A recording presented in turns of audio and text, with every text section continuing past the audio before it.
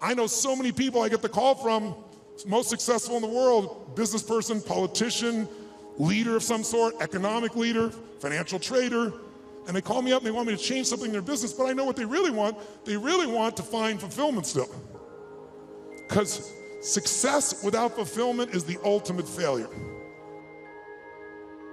But we all know an extraordinary spirit that took his own life just recently, probably lit up more human beings than almost anybody alive when it comes to humor and joy. He made everybody else feel happy but himself. It's sad. You don't want that to be you. If there's any gift he can give besides his joy, is the evidence of what you don't want to move towards. Nobody in this room is going to move towards that. But we do it at a little level. We die a little bit along the way by giving up what we really desire and believe in. And my goal is to make sure to see if we can wake that up. So, and by the way, fulfillment is as unique as there are people. Achievement, there's laws. But fulfillment is as unique as art. Art is what one person thinks is beautiful, somebody else can think is ugly, and that's perfectly fine. Have you ever gone to an art museum and you see this big red square and they go, $10 million, you go, you gotta be kidding me. $10 million for that freaking square? I'll draw you a square. But someone else, no, look at the texture, the taste, the flavor. I can taste the paint from here. They have a different way of being fulfilled, right? Have you seen the recent studies they've done? 142 countries asking workers around the world, how would you describe yourself? Fully engaged, partially engaged, disengaged, aggressively disengaged. And guess what they found out? Throw it up there. Around the world, in 142 countries, they found out that 13% of employees worldwide said they were actually engaged in their work. America has the highest engagement of any country in the world, it's 29%. But let's flip that around and say, what does that really mean? It means 71% of people are disengaged at work. In the richest, most powerful, most influential country in the world. It's mind-boggling. Now, if it was only one study, you'd say, oh, it was a partial, but you can see study after study coming up with similar numbers, slightly off, but pretty much the same ratios.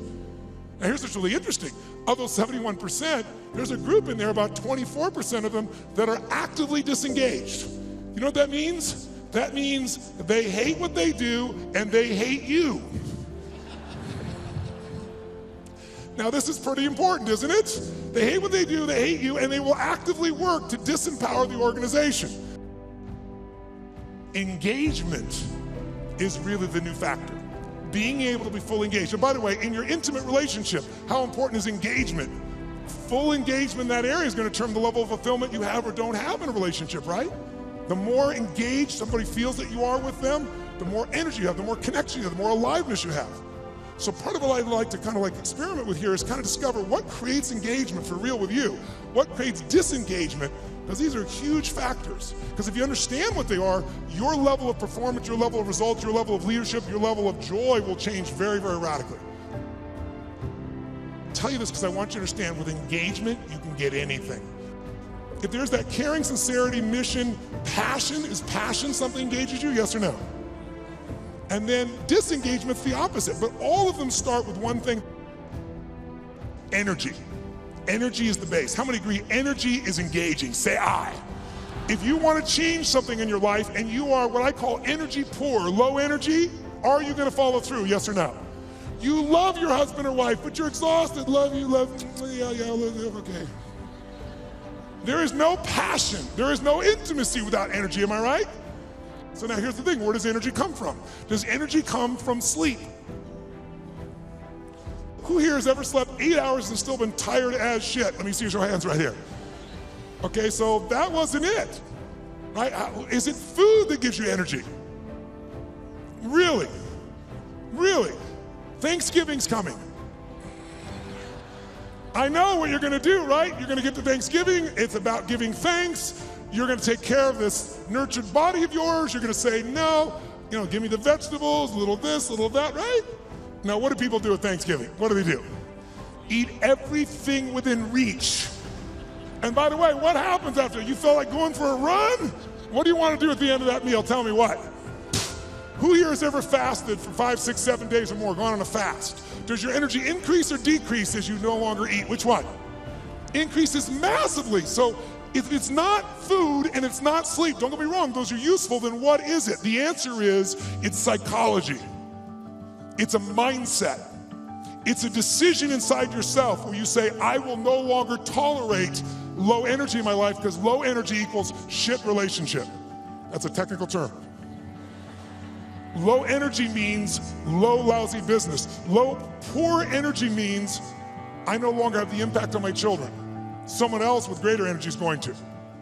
And if we can find a way to increase our energy, and here's the good news about it, it's psychology and it's movement. Now here's what I want you to understand.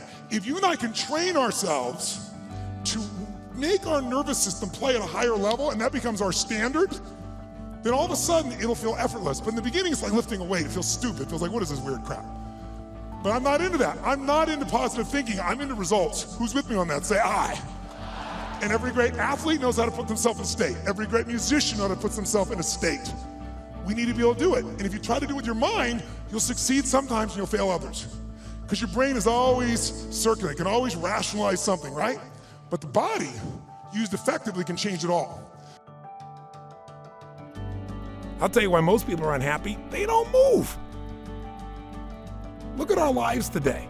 I mean, most people live in a box, don't they? And then what do? They get up in the morning, have a box cereal breakfast, right? And then they get in their box and they drive. And sure enough, they drive to their box office. They go up a box elevator. They type on a box. They talk on a box. They have a box lunch. Listen, life has got to be about movement. When you move, you're alive. Emotion comes from motion. The more you move, the more you feel.